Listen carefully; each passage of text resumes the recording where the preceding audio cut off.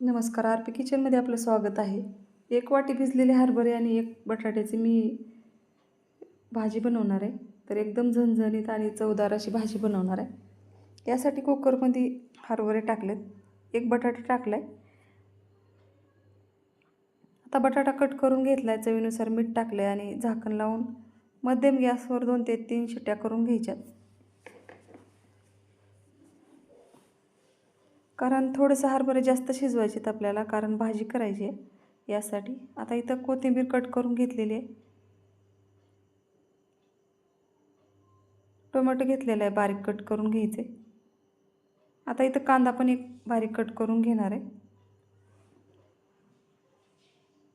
आता हिरवी मिरची बारीक कट करून घ्यायची, जास्त पण बारीक करायची नाही. एका मिरचीचे 4 तुकडे करून घ्यायचे. आता इथं कांदा एकदम बारीक कट करायचा आहे.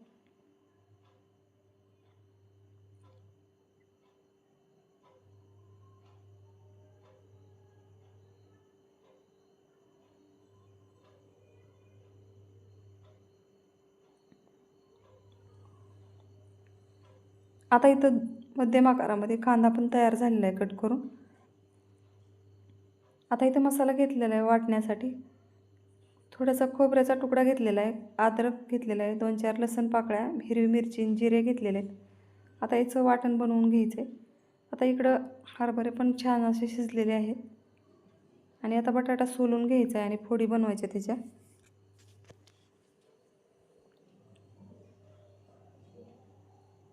आता इथं बटाट्याच्या फोडी बनवून घेतलेल्या आहेत. गॅसवर कढई ठेवली.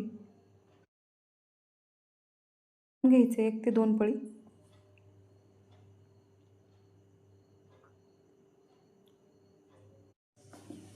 आता इथं तेल गरम झालेलं आहे, जिरे मोहरी टाकून घ्यायची सुरुवातीला.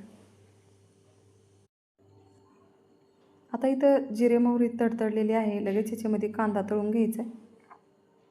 कांदा वाटलंच तर तुम्ही बारीक पेस्ट बनवून पण टाकू शकता.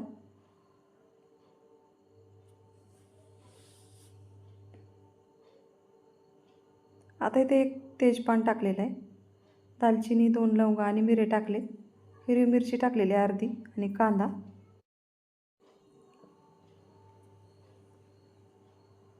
आता इथं कांदा तळत आलेला आहे.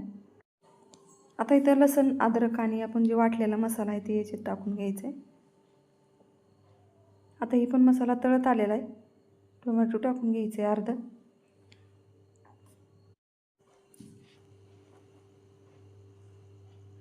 आता टोमॅटो मऊ होईपर्यंत त्याच्यामध्ये परतून घ्यायचे.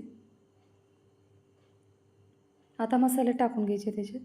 घरगुती काळं तिखट 1 चमचा टाकायचे. आता इथं लाल तिखट टाकायचे थोडंसं. धने जिरे पावडर टाकलेलं आहे, गरम मसाला पण टाकायचा याच्यामध्येच. बेडगी मिरची पावडर टाकलेलं 1 चमचा. थोडीशी हळद टाकायची, चवीनुसार मीठ टाकायचे. आता ही मसाला तेलामध्ये छान परतून घ्यायचा आहे. आता यामध्ये हरभरे आणि बटाटा टाकून घ्यायचा आहे. आता इथं गरम मसाला टाकायचा विसरले होते, त्यामुळे अर्धा चमचा गरम मसाला टाकला आहे.